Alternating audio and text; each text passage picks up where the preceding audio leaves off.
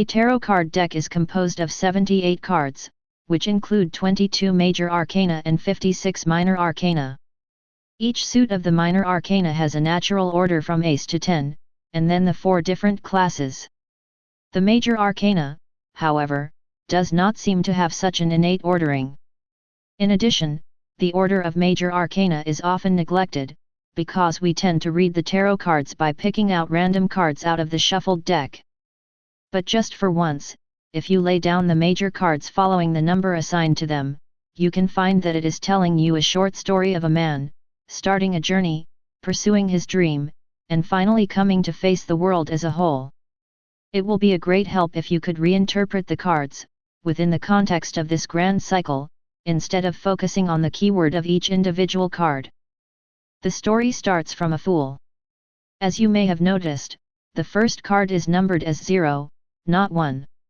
It implies that the fool has no idea what will happen to him, and sets out on his journey with only simple hopes and dreams in his mind. As he is about to leave, the fool meets a magician and a high priestess. The magician sees the opportunities the fool has in himself, and provides what he may find useful during his journey. The high priestess encourages the fool and lends him wisdom that he may need on the way. With all the blessings, the fool goes on the road again. This time, the fool meets an empress and an emperor. They are the people who love and protect him. The empress tries her best to cultivate and nourish the world for the fool, and the emperor sets up the rule and keeps the world in order.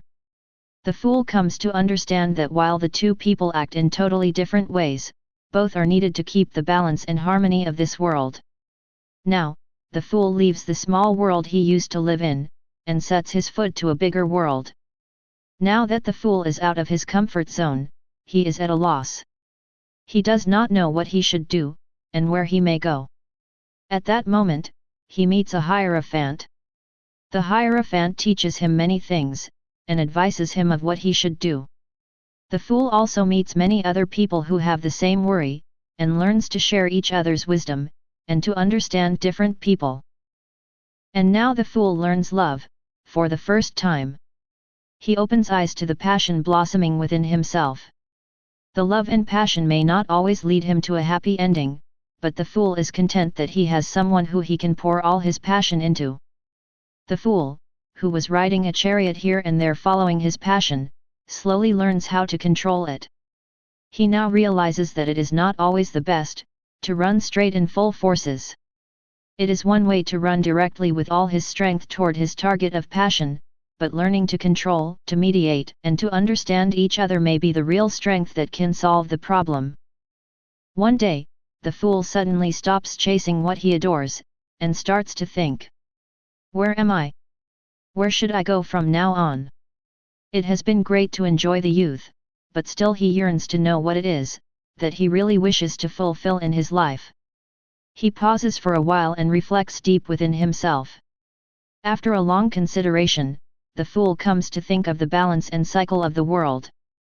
He sees how the world runs in order, and thinks of what he is destined to do in this world.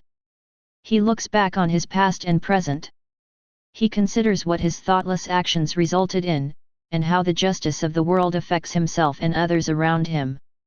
He now starts to feel responsible for his actions.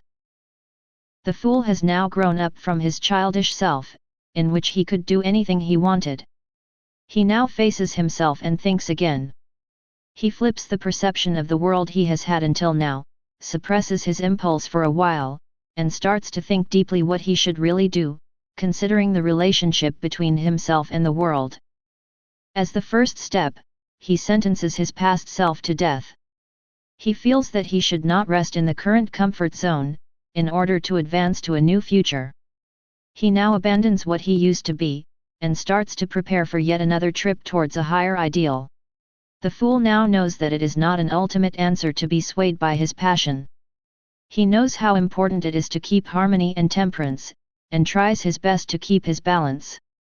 While doing this, the fool confronts the devil within himself. The devil was not an outside creature, but the obsession he had in his mind. Realizing that he has been tied to the bridle he made by himself, the fool tears down the tower that he has built around him till now, and sets off on another journey. But he is not the naive self who left his world for the first time. He is now more experienced and more enlightened.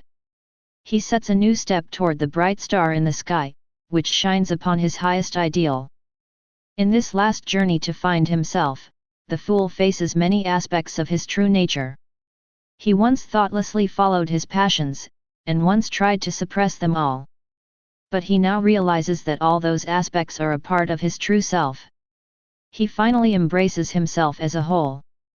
After a long journey, the fool finally reaches a wide plain shone by bright sunlight. Although he may not be perfect, he embraces himself as is, and starts to understand where he stands in this world, and what he should do. He is now reborn as a new form, abandoning the former self which used to lose his way and fall in agony. The fool, who has felt and learned a lot of things throughout this long trip, now can finally face the world. The fool's journey has now come to an end. However, this does not mean an end to everything, it is but a new start of an endless cycle.